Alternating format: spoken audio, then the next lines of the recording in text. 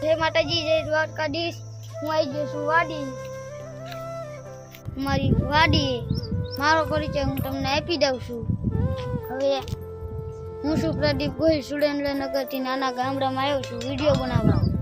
હાલો, એ અમારી વાડી। આ અમારી બે ગાયું છે, એક નાનો વાસળો છે, છંગુ, મંગુ અને ચંગુ। આ ત્રણે અમારી ગાયું છે। હવે મારે કામ કરવાનું એટલે હું બધું કામ કરું છું। આ ડોલ મારે પોટલા તોડવા પડશે। હું પોટલા તોડું છું।